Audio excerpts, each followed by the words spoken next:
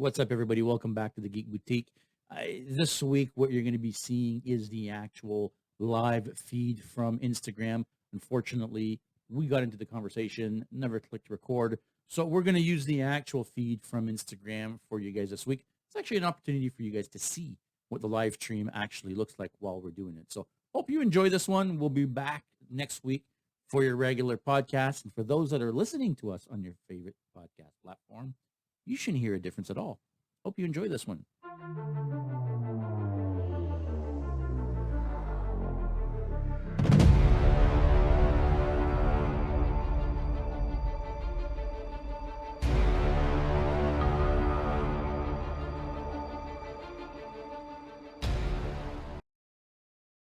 Well, let's get going here.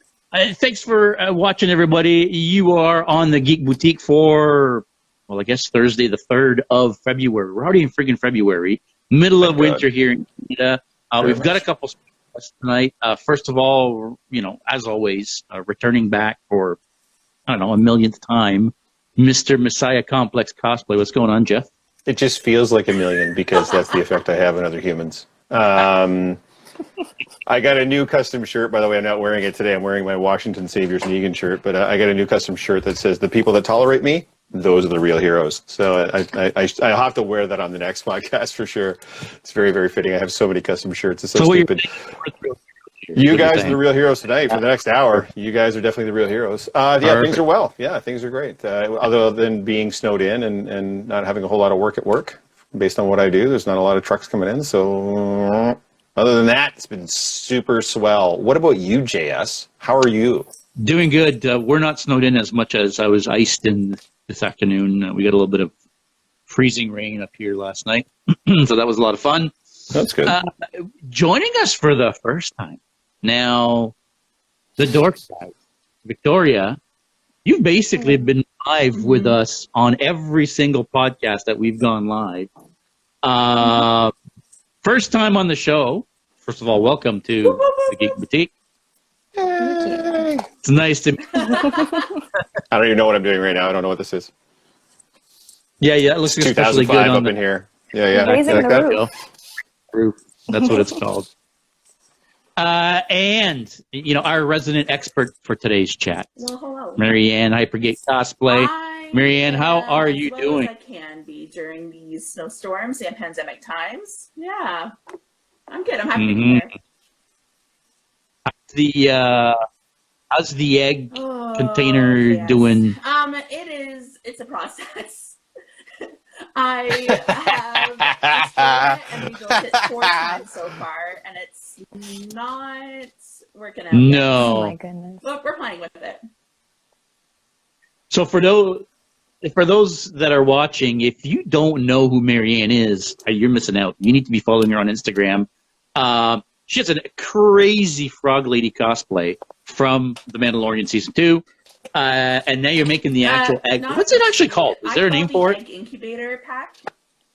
But I don't actually know. There you go.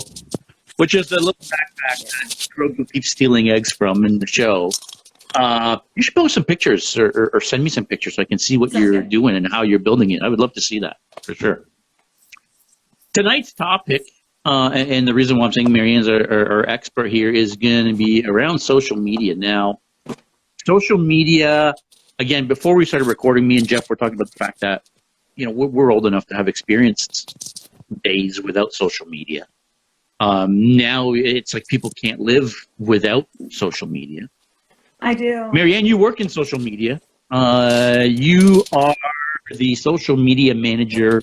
Yeah, so I'm one of the 20 social media managers at the college, and I specialize in assisting the main Fanshawe account, but I also run the residence account. So we have a Twitter that we just sunset, which means that we closed off because no one uses Twitter anymore at the college age, apparently, says the college. But we have a Discord server and the Instagram and Facebook page that are our main focuses right now.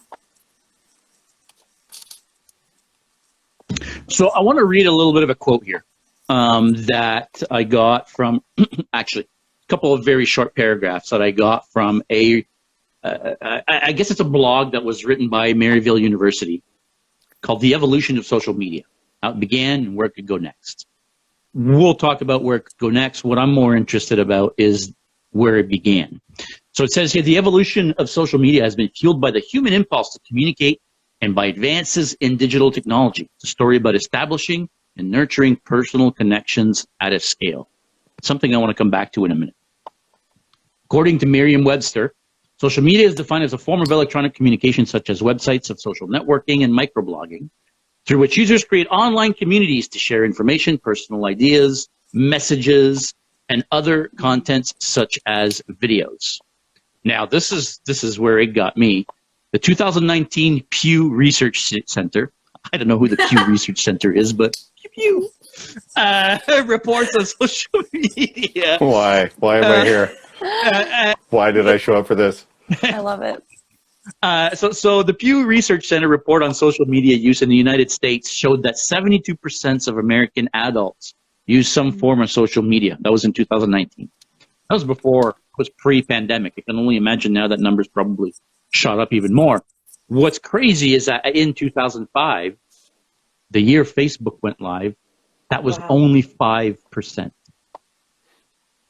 So since 2005, we've gone from 5% of adults being on social media to now, well, in 2019, 72% of people being on social media. Now, I truly believe that social media has brought advancements in technologies. It's bettered our way of life. A lot of the reasons the development in how fast our internet is today is due to social media, but it's also ruined lives. It's people are addicted to social media. There's so much misinformation coming through social media. There's really a good and a bad side of social media. So first of all, I want to get a quick story of all three of you, what social media means to you folks. How do you use it?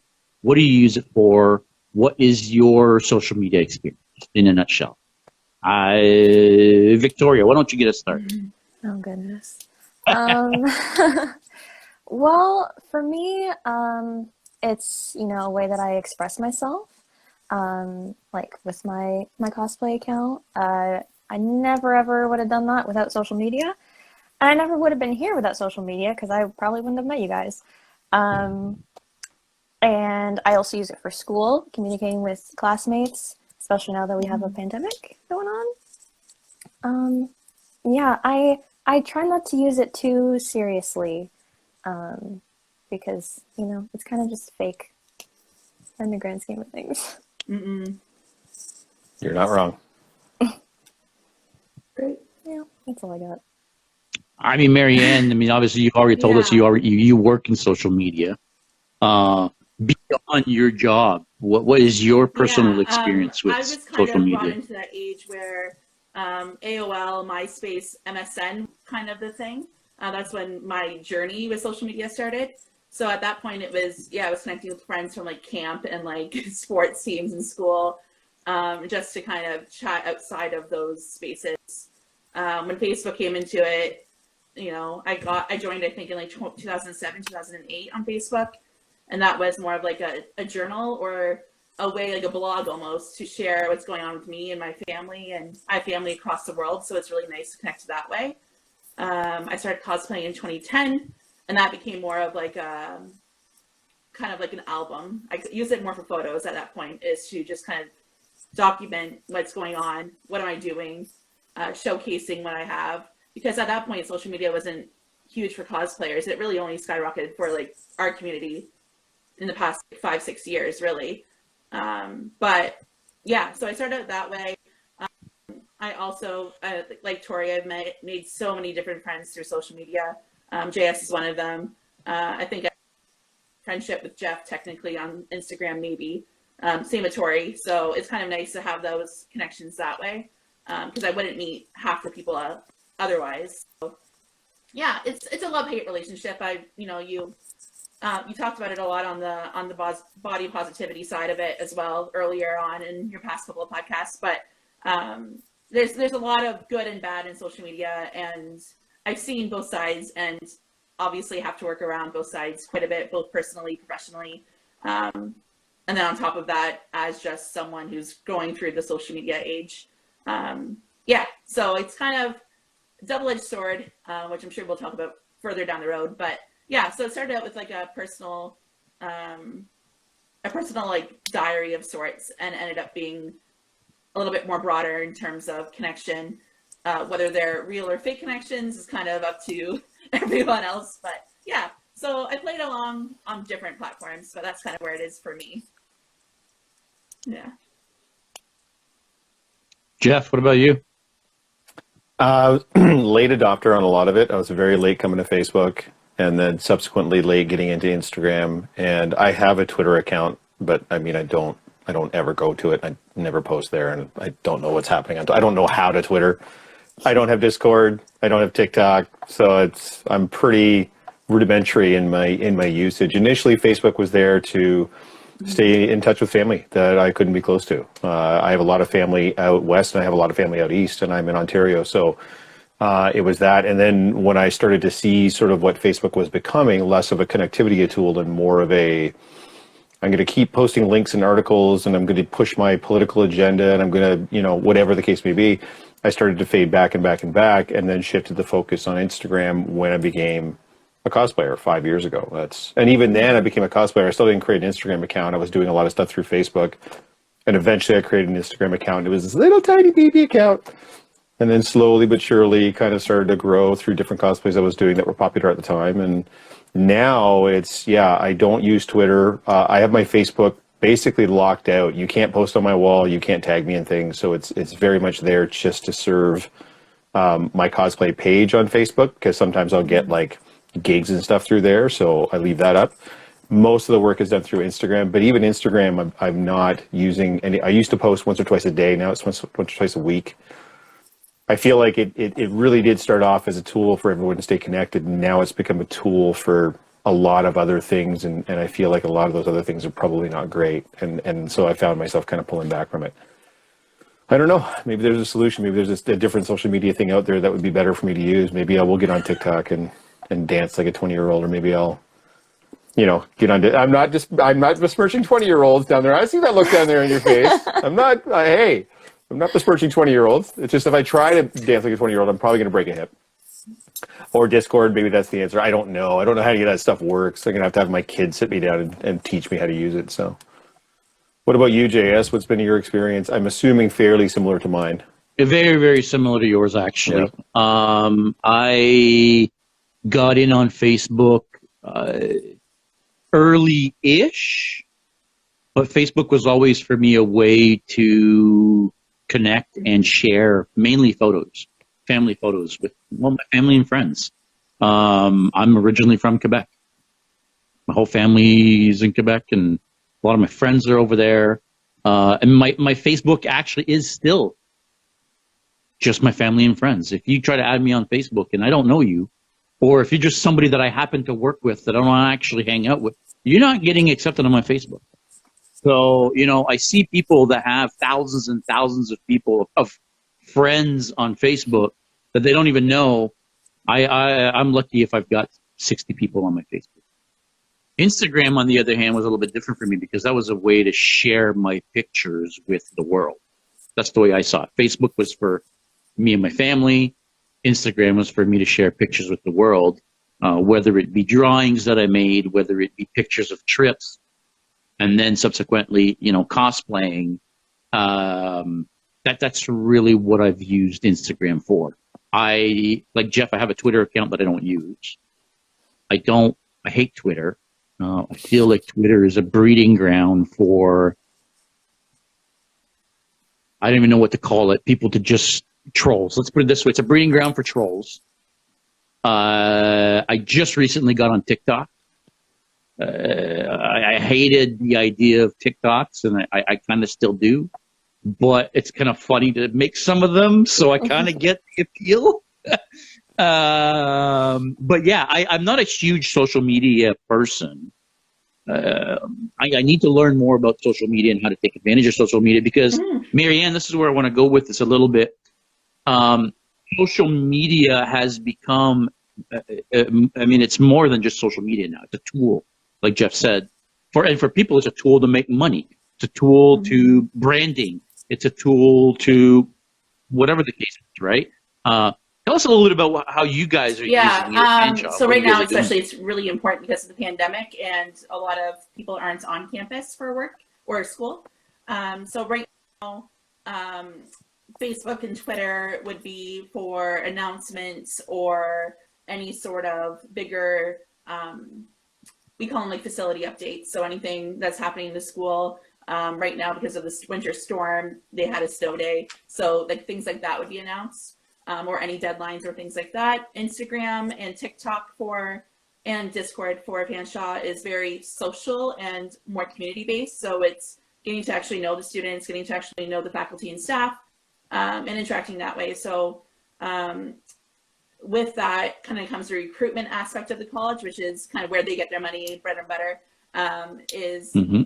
they are really showcasing through Instagram Lives, through IGTV, through, it used to be Facebook Lives back when they first started out, but all those different live streams, all those different avenues, Instagram Reels are becoming very popular.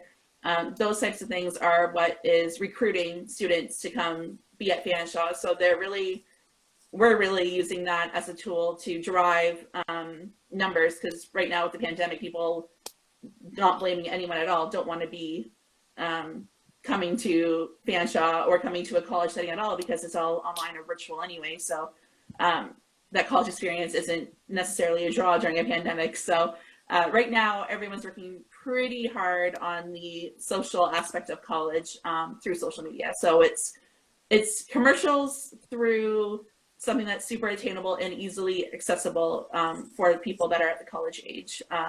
Whether it be mature students or students coming right out of high school. So it started out as just updates becoming recruitment factors. And now it's a good balance, I think, between recruitment and social, but it's definitely, you can tell when they're trying to sell you, when anyone is trying to sell you, not just the college, but in general, on a topic or idea. So definitely like, hey, apply now through this button. It takes you to another web page. It takes you to this and that. It's all driving force.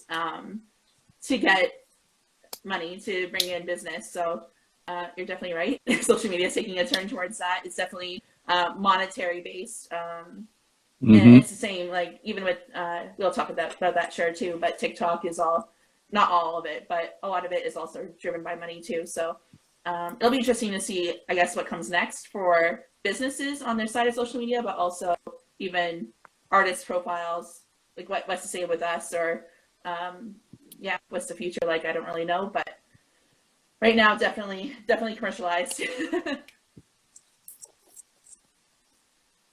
I mean, social media has really turned into entertainment, right? I mean, it's no longer just about connecting with people. It's full blown entertainment now, is what it is, right? Yeah.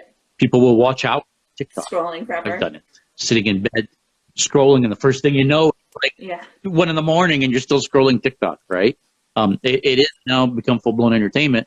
I want to try to make two different points here, and I want to connect them a little bit together. For one, this point that the first line of this article was saying about how social media is a story of establishing and nurturing personal connections at scale. I find it, that it's funny that social media started as a way to connect with people. And now, sure, you connect with people, but you don't know these people anymore, right? You connect with people you don't know. It's not about connecting with people anymore. It's about having friends or having a giant list of followers, right? Do you think that, and this is a point that, this is where I want to go into the next point that Jennifer was making here. Let me read the comment actually, and I'll make the point. Going off on what Jeff was saying from a few podcasts ago, social media has created a whole new set of rules of acceptable social interactions, and unfortunately, it does not mirror personal life at all. The fact that social media is no longer about actually connecting with people and building followers, do you think that that's changed the expectation of how we perceive even a simple thing as communicating with other people? I think social media is very moldable. So everything's a facade until you can prove it otherwise. So I think, yeah, I think it definitely, well, it makes me think about who I'm communicating with, and is this the true, I guess, root of who I'm trying to communicate with. Yeah, because it's all for show, really, and to get those likes, to get those numbers, to get the followers. It always comes up at the end of the year when things like the top 9 for Instagram, for example, you know, you're looking at who's engaging with what the most, and that is always a shareable thing where it becomes a trend, and it comes to, well, hey, like, why is this person getting all these likes on this when, and then you start comparing yourself. It becomes a whole a big cycle. So yeah, I think whoever made that comment in the chat was totally nailing it with that. Victoria, what do you think? I agree. I mean, it's so easy to pretend like you're someone else on social media, and grow that way. And that's not only being, you know, dishonest to your audience, but it's also being dishonest to yourself. And that can breed a lot of anxiety, and that can lead to depression, because you almost feel like you have to be someone else to be successful. And that's horrible, because I would say the opposite is the truth. Like, it's always better to be yourself. That's how you get the attention, and that's how you know, well, good attention, first of all, but that's how you sustain anything, is by being truthful to yourself. And social media makes it really easy to not do that. Yeah, I feel like the communication piece is taking a bit of a back step. And by a bit of a back step, I mean, I don't know if it's really even a communication venue anymore. Because I feel like when it first started, you were able to connect with people that maybe had common interests and shared common things with you that you would never otherwise. It's not just 3 nerds in a basement playing Dungeons and Dragons that only talk to themselves. You can talk to thousands or tens of thousands or millions of nerds that are sitting in their basements playing Dungeons and Dragons. You know what I mean? Like, it gave us a level of connectivity based on that common interest. And I feel like that piece is just gone. Like, most of my followers are cosplayers, and most of your followers are cosplayers. So I'm not saying it's not still the basis for the initial connection, but after that, it's putting out this facade that is your social media persona, which has nothing to do with, and it's in pursuit of either monetization or just many likes and follows or whatever. No one's posting the ugly photos. No one's posting the stupid videos. Like, everybody is recycling content that's trending and seems to be working, and everyone's doing it not based on what they want to produce or what they want people to see, but what's popular, what's trending, what's going to get me the most views, the most likes, the most. So nothing seems genuine anymore at this point. It's all this weird facade that we're all putting on. Yeah, it's and virtue signaling is another big aspect of that too. Like, people talking about body positivity. I had people comment to me directly after my body positivity video talking about how they agree with me, and I've heard them shaming other people for body issues. So I feel like a lot of the virtue signaling is part of that facade too, where, oh, it's trendy to be against this, or it's trendy to be for this particular agenda. Meanwhile, in real life, you're not that person at all. So those are some of the dangers I find that are getting worse instead of better. I agree with that, Jeff, but I want to challenge you to the fact that is the opposite even worse? Yep, Has it normalized being an asshole? Is it okay now? Has social media made it okay for people to just be assholes to people they don't even know? Where they would never be an asshole to you. Let me tell you something. There's some of the comments that I see. These people would never make a comment like that to my face. I guarantee you they would never step up to me like that, especially if they met me in person. But they are completely free to, they'll make all the sorts of crazy comments online. And it's perfectly fine because, I'm behind a screen, right? I'm behind a keyboard. Has that side been normalized a little bit and I think that's what Jennifer was maybe. Yeah, 100%.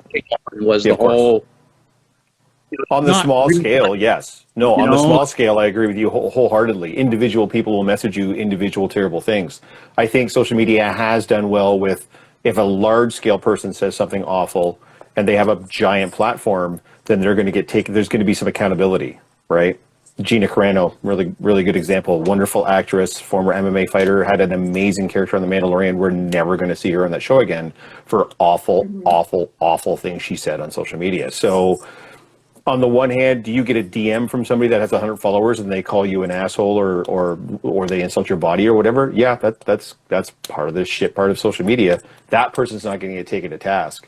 But if someone with 3 million followers calls somebody out and calls them something terrible or derogatory or racist or whatever, that person's going to get held accountable. So you're kind of, yeah, like everybody's saying, everybody's comments, it's a double-edged sword, man. People get too there's the good and the bad, right? It's fun. Yeah. It's funny you mentioned that because Uncle Deluxe Art, that's basically his comment. My biggest problem with social media these days, and particularly Twitter and YouTube, is the vitriol and toxicity. It gets ugly real quick. You're right.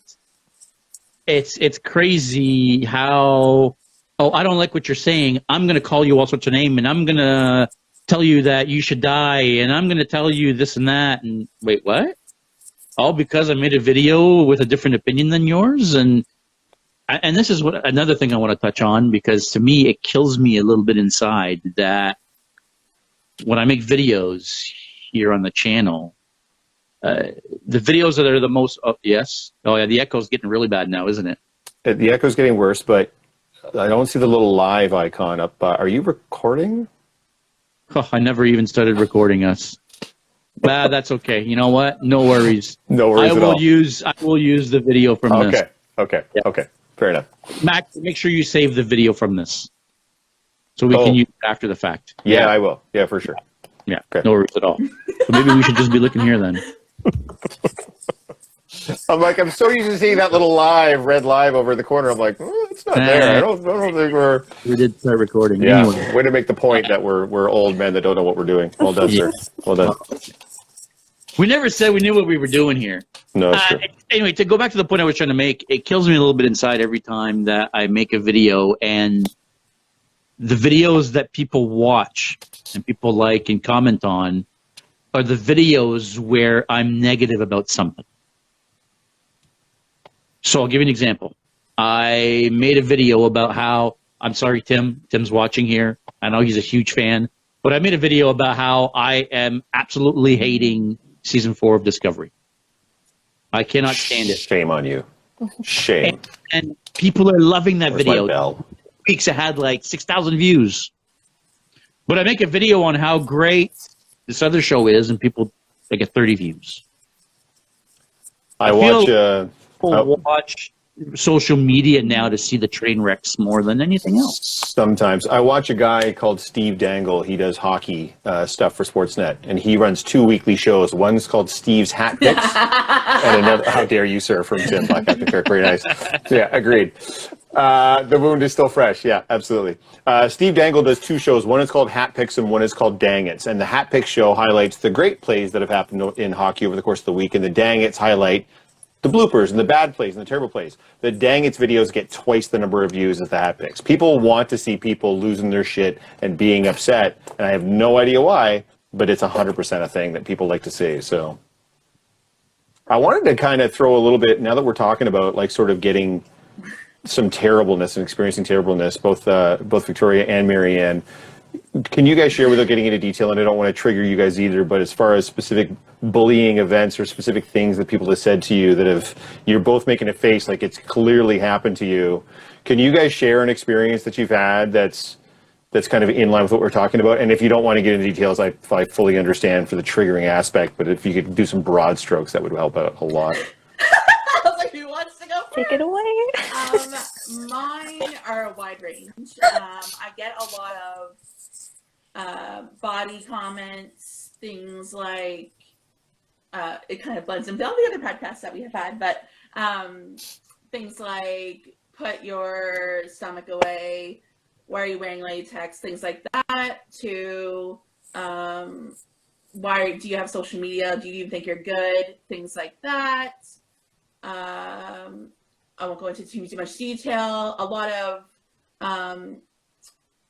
misogynistic sexualization of things that shouldn't be sexualized, things I wasn't even trying to be sexy with, to things that when I do try to display that confident side of myself, totally backfiring on me to the point that I get frustrated and start deleting, mass deleting things. Wide range.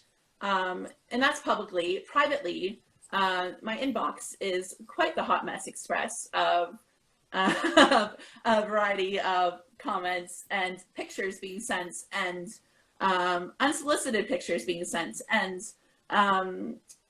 a lot of invitations to things that I don't support, or monetary donation invitations and requests and things like that, which not the platform for that, but also consent is good. So a wide variety, both privately and publicly. Some would say necessary. Yeah, good is yeah. Just Yeah. there's a certain sort of bravery on social media where people just think they can say whatever without any consequences, and I think it happens in real life too, like real life off screen. But it's just it's just mind boggling. I'm just sorry. I just read a comment from Haven. I'm like, it's quite the journey, both privately and publicly. People feel like they can have the confidence or be brave to say things, and then get offended when you try to call them out, or when you block them and then they message you again saying, hey, why did you block me from, or why did you delete my comment? Well, safe space. We're trying to make it safe here and accepted. And, I try to echo what I believe the cosplay community should be on my personal account. So why should that not carry through on social media? So, Tori, I don't know where you stand with all that, but Wow. Go off, friends. Let her tell you. Let me Get my lips out.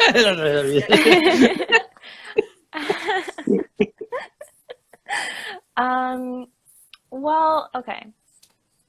I don't get a lot of, negative comments.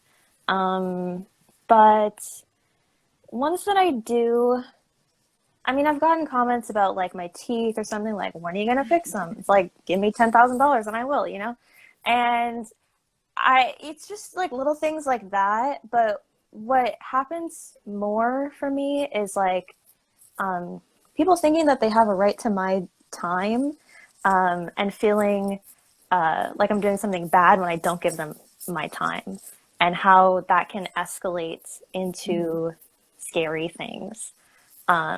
So that's sort of my experience, is that just being so available is both a good thing and a bad thing, because I get to, talk to people and like be there for people.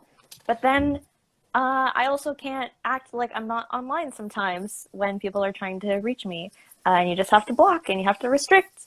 And that's not fair, It's sort of like how when people leave a negative comment, it's like, oh, well, you put yourself on the internet, so this is what you signed up for. It's like, I didn't sign anything, actually. I'm just doing something that I like. So what? Like, why does that mean that you get to be mean to me? That's such a lame excuse. Yeah. You're just trying to exist. Exactly. Do you guys feel like there's a certain point? Yeah, and I hear this a lot too, where it's, that if you build it, they will come. Like, you're the one that's putting yourself out there, so then you should then be subjected to this type of behavior that's obviously not okay, whether it's in either one of your cases. JS, you had some issues with some of the comments from Fan Expo, and I've certainly gotten my fair share of it as well over the course of the 4 or 5 years that I've been doing this. That one's not right for you, or you're too skinny, or whatever the case may be.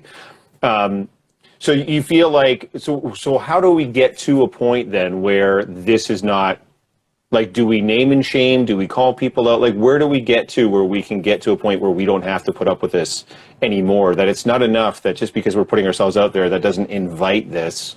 That's not what this platform is for. We're all here to connect and share things that we love, and we should be able to do that without all these ridiculous repercussions.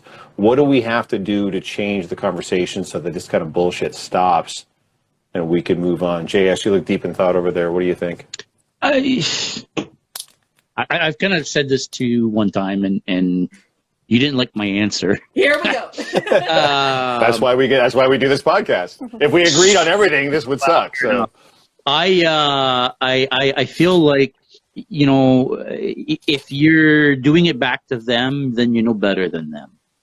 That's the one thing, right? The whole name and shame thing, I get it. Sometimes it feels good to say, haha, back at you, but then you know better than them, right? That's my first thing. You're right that it's not right. People don't have the right to tell you nonsense or treat you like dirt just because you've put yourself out there. That's a bullshit fucking reason.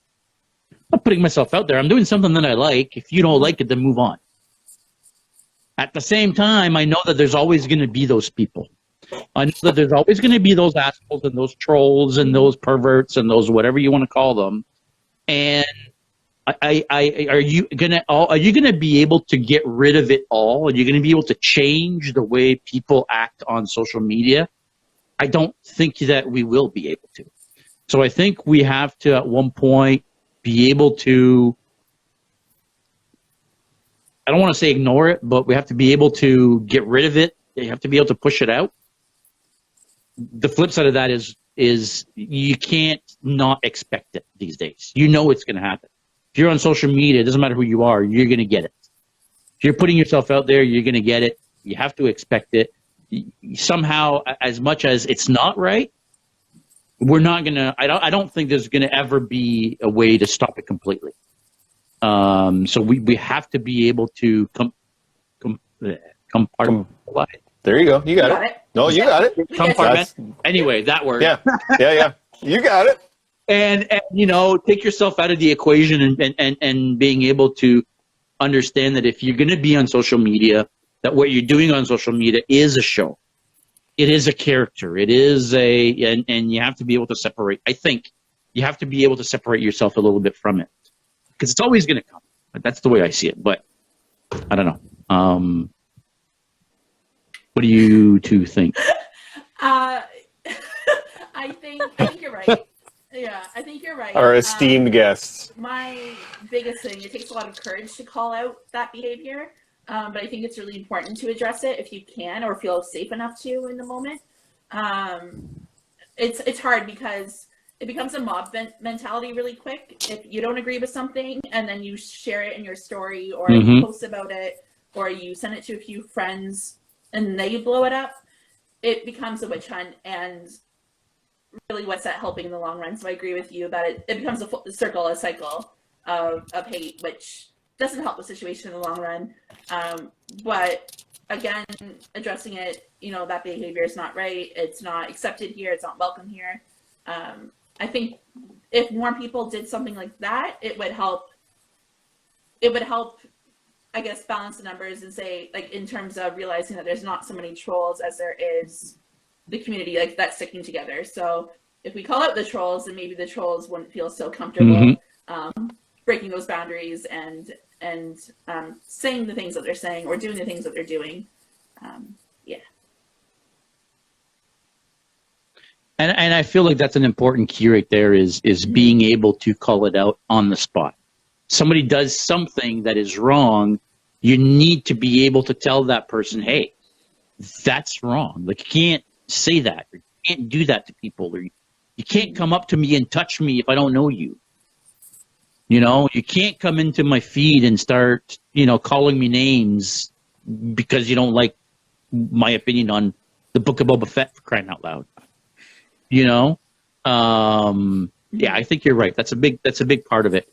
And I feel like that's also going to show you who the trolls are versus who the people that maybe just don't think, just being idiots and they don't think. And then when you call them out, they're like, oh, well, I'm sorry. Maybe I didn't realize that what I was saying, or, well, educate yourself and learn.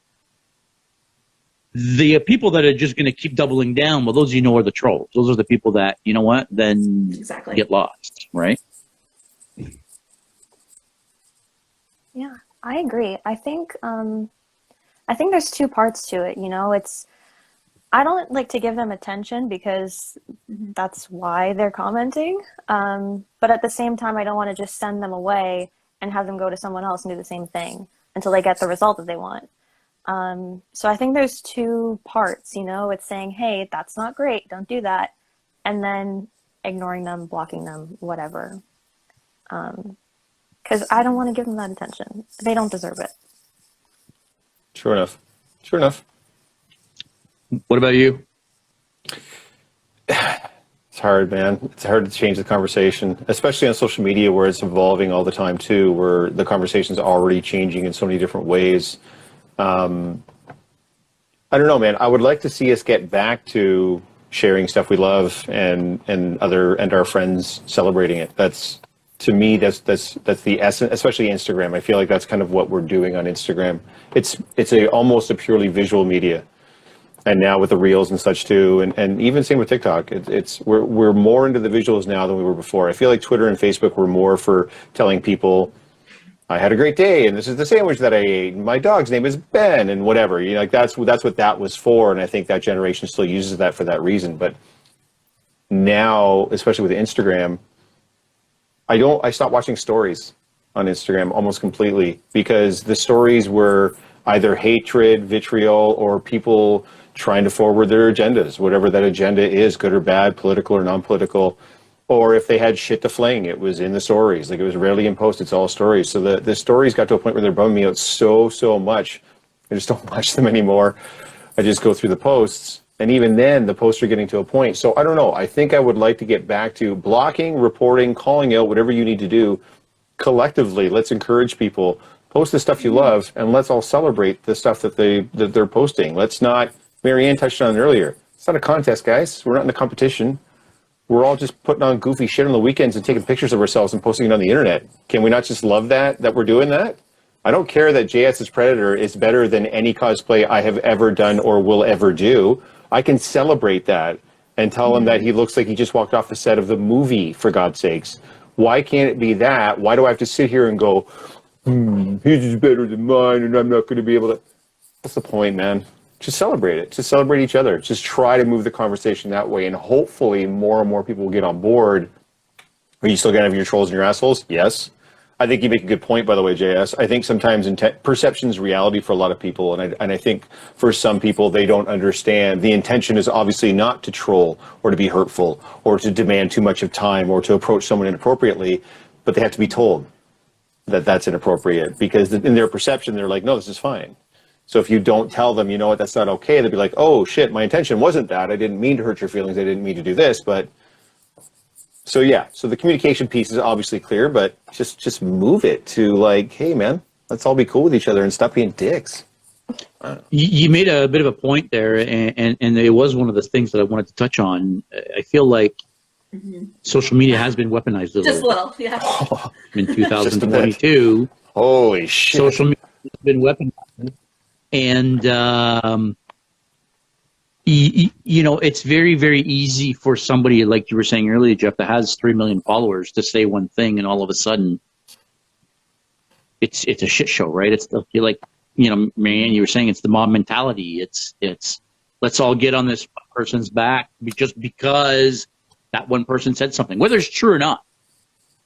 Right? And that's the problem with social media. It doesn't have to be true anymore. It doesn't matter if it's true anymore. Right. Do you guys feel like maybe we need to, and this is going to sound funny, but that we need to disconnect to actually be able to reconnect with people? Yeah. I do. It's easier said than done, right? Because if we disconnect right now, we're not having this conversation. And you guys are some of my favorite people on planet Earth. So My heart. that makes it tough, right? I don't want to not talk to you guys. I don't not want to see you guys. I don't not want to interact with you guys. I've taken social media breaks before, and I think it's helpful. But I don't want to get to a point where, like, I'm going to delete all my stuff for a month. Screw that, man. I would miss you guys. There's people I talk to every day that I absolutely love and adore. Michael Icon. He's with us pretty much every week, just like Victoria was. He's one of my best friends on social media. I've met him a couple of times. We always hang out. We have a good time. But I'm just going to go a month without talking to that dude? I can't, man. I wish I could, but I can't do it. What about you guys down there? Could you give up social media and take that break, take that disconnection for a bit? It's stunned silence. I couldn't take like a full out break, but I think it is really important to set boundaries and healthy boundaries with yourself.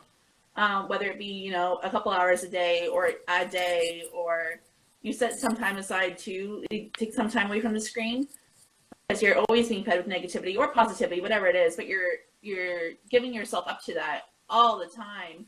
And I don't know about you guys, but I have more than one device, clearly. I mean, I have at least two. I have many. But those are constantly on all the time. So you're always getting that blast of whatever it is in your face, in your brain, in your noggin. But yeah, I think it's important to take breaks, and I think it's important to take that time to disconnect from social media, but reconnect with other things.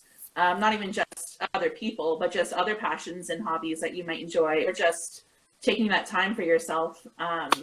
But you're right, Jeff. Like, I don't know if I could be away for too long, because most of my friends, I think all my communication right now is done through social media. So I don't think I could step away for too long, because, I mean, the three of you are my friends, but like, yeah, my community, my support group, really, my rocks are through social media right now. So I don't know if I could be away for long, but definitely setting healthy boundaries is something I'm trying to do. I'm trying to find that balance, but that's difficult. It's easier said than done. Yeah. Especially with the pandemic, right? I mean, there's been so much of the last 2 years we couldn't physically see people even when we wanted to. So the social media at least helped us stay in communication with the people that are close to us and that we love and such. Victoria, what do you think? Could you take a break? Could you be away for a month or 6 months or a year or whatever? I've taken breaks before, but it hasn't done anything, because here I am again. And I think that what's more important. It's true, right? I'm right. No, absolutely. What's more important is, you know, recognizing what parts of social media are not helpful to you and what are not healthy for you, and removing those instead of social media as a whole. Because like you said, there are positive parts to that, and why would you want to take something positive out of your life? So for me, that was Twitter. Twitter is, pardon my French, a shit show. And so I don't look at Twitter anymore. And now I have the resident French guy is giving you the gears for it not being French. As soon as you said pardon my French, I'm like, is he going to let this go, or is he going to jump in here? You couldn't be nice. Yeah, so I just don't go on Twitter anymore. But I do think that there are lots of good reasons for people to take breaks from social media, especially because I think Jeff mentioned it before, like, you never see the things that people delete off their phones that they never post, you know? And that really messes with people, because they think, wow, everyone else is perfect and I'm not. I have all these things that I have to delete. It's like, no, you're not the only one. Everyone is deleting things. So that's where it can get really unhealthy. Real quick. Yeah, real quick. I'm not sure how to pronounce this. Diaconid? Diaconid. I'll say that way. I had a question. Is the social media where the people / friends, or simply the messenger in the app? I think the question is, do you guys consider social media Facebook, or is Facebook Messenger also social media? To me, those are two different things, very different things, because Facebook Messenger is almost like my text messaging now. It's where I actually communicate with people. Facebook is where I post stuff. So for me, those are two very, very different things. I don't know what you guys think. Yeah. No, I agree. Yeah, they're two separate entities for sure. Question for the group: what advice would you have for our younger generation before they become involved in social media? Jennifer's asking. Hey, Victoria, that seems like a pretty good one for you to handle. Come on. You are the youngest one in the group, so... It's true. I think what's important is to know, like, the truth behind social media. Like I said, like, what people are deleting before they post things. Because I've worked with kids that literally were born when Snapchat was a thing, and you can really see how it messes with their view of reality, in that they don't really have a view of reality. They have a view of Snapchat. So I think I think what's important is to just have that, like, tell kids that social media is not what life is. You know what I mean? Because they don't know that right now. They're learning life through social media. It's only a part of life. It's not an actual place that you go to. Yeah, make that distinction. It's really important. Agreed. Marianne, what do you think? Advice. Advice. Advice. Like Tori said, social media is a filtered perception of reality. So everything can be skewed or manipulated, just like the intended audience or unintended audience. So being mindful of what's out there is being put out there for a purpose, and we don't know what the purpose is for good intentions, bad intentions, or whatnot. But on top of what Tori said, I would also say set boundaries for yourself, whether it be with people that you add into your social circle, that 10 times fast, or your time on social media. I think knowing what you're getting into before you sign up is really important. So definitely taking the time before you just jump in with 2 feet would be helpful.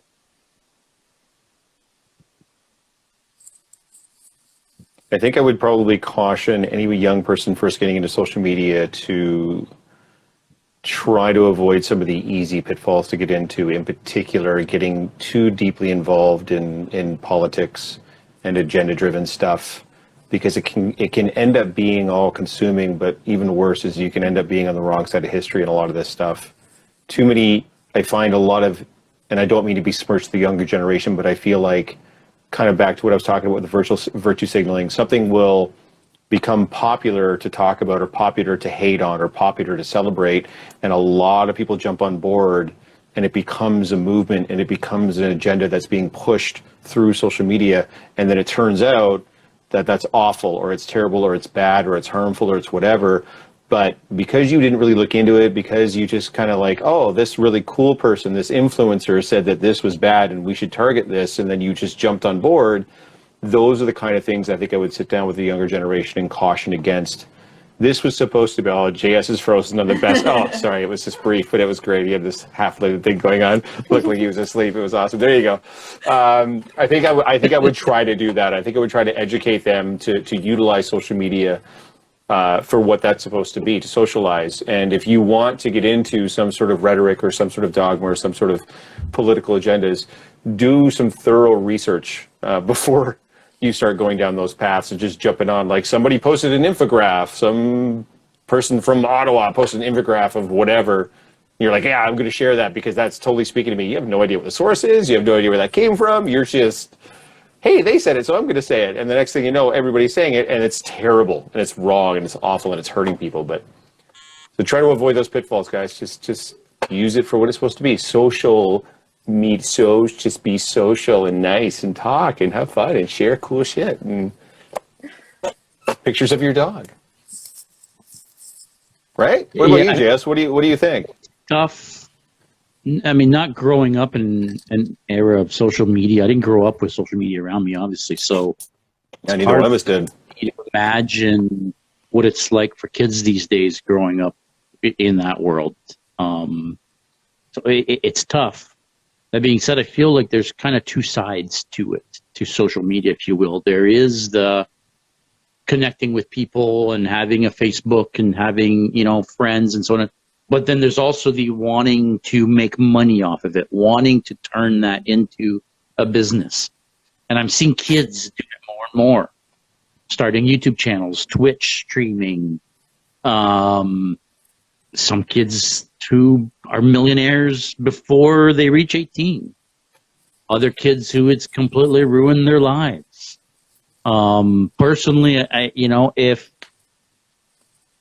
my kids didn't have any Facebook until they were much older. My youngest, who's now 15, just now has Facebook this year. I feel like there's too much wrong with social media for kids. But that's just me. If I could keep kids completely away from it and have them grow outside of the world of social media, the world of being social with actual people, I think we would be in a much better place. But that's just me. That's fair. Here's what I want to do right now, because we have spent the last 20 minutes probably mostly ganging up on the perils and the evils of social media. I want each one of you to think about one super positive experience that you've had as a direct result of social media, and give us that Coles Notes quick story of what that really positive thing that happened to you on social media that had you walking on cloud nine, or that ended up helping somebody, or whatever the case may be. I'm going to keep rambling a little bit to give you guys time to think. But I don't need to think about it. Think about that positive experience. No, JS is going to lead us off. Give it to us, JS. Yeah, Hit me. It's the Geeks and Company. Yeah, dude. That's simple. If it wasn't for social media, I wouldn't have started my YouTube channel, even though I only have a couple followers. It's given me the opportunity to actually meet and connect with real people. Funny enough, we keep saying that. Yeah, exactly. We keep saying that, you're connecting with people you don't know, but in my case, it's actually let me connect and meet with real people. Mm-hmm. All of you guys included. If it wasn't for the Geeks and Company, I wouldn't know I'd still know Jeff, but I wouldn't know Marianne and Victoria. I never would have met Ben Eady. I never would have met Evil Ted Smith. I never would have met Mike. I never would have met Lindsay. I never would. The list goes on and on and on. Debbie and Tim, and Oh yeah, our little Trekkies group. Yeah. That's we have an actual Trekkies group on Instagram now where we send ourselves memes and it's great. Where I try not to talk shit about Discovery. You watch your filthy whore mouth, sir. Smack me now, but I mean, the point is that for me, the big positive has been that is, even though it hasn't brought me anything as far as a financial gain, the Geeks and Company is not a business in that sense for me. It's a hobby, but it has let me meet a bunch of people that I otherwise wouldn't have. My buddy Stu is like, but would you admit to knowing Jeff though? Well, the finger is for Stu. That's fine. Yeah. Just for you, Stewie. Just for you, buddy. Do either one of you want to jump in? Have you guys thought of your positive experience? Marianne, you're nodding emphatically. Why don't you go ahead? When the pandemic hit, I decided to create a virtual Comic Con in the span of 5 days. And it was a wild roller coaster. I don't know why I signed myself up for that, but I did it. And luckily had 2 friends jump on day 3 and 4. So at that point, Toronto Comic Con was supposed to be happening, March Toronto Comic Con. It canceled that week. I decided, hey, we still need a con because what the heck, I miss it. And my con before that was Kitchener Comic Con. So there was a good few months there, or a month in there that I was like, I need something. So we together created this space on Instagram and on Discord where I connected with people from around the world. I met other cosplayers, other artists, had actual real conversations, got back into the love of D&D. I ended up DMing for an after con event. And that was the best time ever. Tori and I became closer at that point because Tori was jumping on the bandwagon really quick, which was awesome. So it a lot of good friends came out of that situation. And that's 3 years ago now. And I'm still talking to other vendors and artists and people that were struggling during the pandemic and probably, still might be because of the situation is not really changing. But we created that community of support and also of love for the pop culture era. So that was a lot of fun. So kind of like the podcast, I mean, same vibes. I got to meet you guys and, get to have these conversations, which normally I wouldn't have these conversations with anyone really. So yeah, definitely Commigram and social media is great for that. Awesome. Sweet. Victoria. Wow. For me, it's that I have gotten to be very open about my mental health struggles, and how not overcome them, but how I deal with them and how I process them. And, you know, it's allowed me to connect with a lot of people who have related to things that I've said. And something that I really love is giving advice for what I've done that helps me, and have people, you know, message me and say, hey, I tried that thing and it really helped and blah, blah, blah. And I'm like, oh my God, I'm going to cry, you know? And so that's really special. And that's something that I never would have been able to experience. It would have just been me in my room just feeling anxious. But now it's me in my room feeling anxious and feeling good sometimes. Hey, yeah, perfectly balanced as all things should I be. understood that reference. Exactly. Yeah. Yeah, exactly. I hope so. You shouldn't be on this channel if you didn't understand that reference. I Jeff, think for it's me, and it's funny too, because over 5 years I've had just an utterly ridiculous amount of positive experiences, and that's why I kind of wanted you guys to talk about it a little bit. But the one that stands out for me kind of bridges the gap between both. So someone messaged me. I made a post on Facebook on my whatever you call your business page, I guess, on Facebook, talking about how I was starting to do Christmas parties and birthday parties and anniversaries and all that kind of stuff. And I had someone reach out to me and they wanted, their son was turning 5 or 6, I don't remember which, but they wanted to have Captain America at the birthday party. And this is pre-pandemic. And so we talked through and I, you know, got a sense of what they were after and what they wanted. And we talked about, you know, price and timing and everything else. And then I went, and you know what the coolest part about a group of 5 and 6-year-olds is?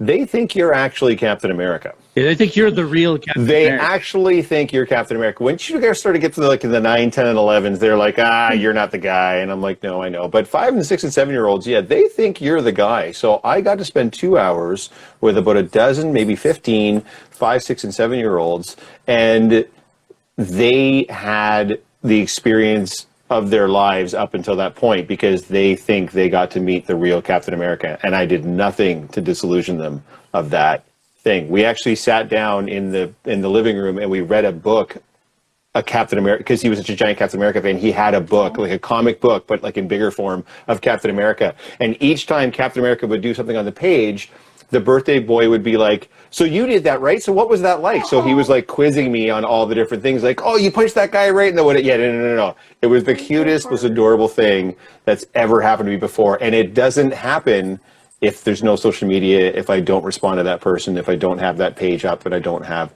So whenever something like that can happen and that can sort of make you realize how amazing an experience you can have. And that's just one of dozens of things like that that's happened to me over social media. And yeah, dude, that makes it all worthwhile. That helps with the crap that we have to deal with sometimes. Marianne, there's no crying on the podcast.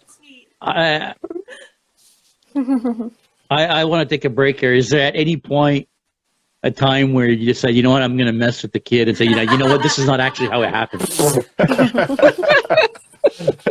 No, I didn't want to ruin the experience for them to that level anyway. It was bad enough but I guess the boy woke up the next day and turned to his mother and said, do you remember that time Captain America came to my birthday party? So I was like, you know what, that's all good for me, man. Mic drop. My work here is done. I don't have to do anything else. This is the pinnacle of my cosplay existence. We've been on for over an hour. Frankly, I lost track of time a little bit there. There was a bunch of stuff I wanted to touch on that we never really even got close to. That's what happens when you're having a good conversation. Right. But, being that we have been on for, over an hour now, old man here needs to get to bed shortly because he does work very, very, very, very early. I just got the snarkiest look from Victoria down there, like, wow. Yeah, see, look at the attitude I'm getting down there. That's yeah. Someone's dating you on the podcast and I'm bringing a whole lot of attitude to it. I don't know, man. To be fair, Marianne also has to go because she's got a rehearsal, I believe, that she's got to get. Is it a rehearsal that you got to get to? Oh, really? Yeah, yes. So it's not just me this time. Which is exciting. Oh, very cool. Wow. You maybe pitch that for us then before we sign off. In London, Ontario, I am staging, and with all the COVID policies and requirements, we're doing like groups of 8 at the most. And it's a cast of 40, so it's very slow process. It's only rehearsal number 3 because of everything, but it's a lot of fun. It opens May 5th. which is real timing because May the 4th is right before that, and I have a Star Wars wedding to go to. So my May is busy. Yeah, I do. Yeah, you do. Hell yeah. May the 4th be with you. May 5th to 15th is the show, but that's where I'll be running off to after this. Sweet. Yeah. Nice. Yeah, I want to go to a Star Wars wedding. I've never been to a Star Wars wedding. Are you dressing up in the whole deal? I'm also the one that made the bride's dress, and it's Sith Empire emblems around the bottom of her dress that I hand embroidered. All of our bouquets are in lightsaber hilts, and we all have black Converse shoes with the Sith Empire emblems put on them, and then we all get officer hats as part of our. So it's very much a Sith-oriented wedding. There is going to be stormtroopers. It's going to be a great time. I'm very excited about it. Sith. Come on, I know. man. I know. Come on. Yeah. What about you, Victoria? Is there anything you want to plug while you're here? No. I got nothing. No. Nope. Sweet. Well, how about you plug your social media since we're talking about social media today, although everybody in here is basically your followers, but... Yeah. Yep, I got Instagram, as you can see, because you're watching it right there. And I got TikTok. And that's it. What's your TikTok, Victoria? Is it the same? Yeah, it's the same as the Instagram. There you go. Underscore the underscore dork underscore side underscore. Yep. Yep. Yep. Jess?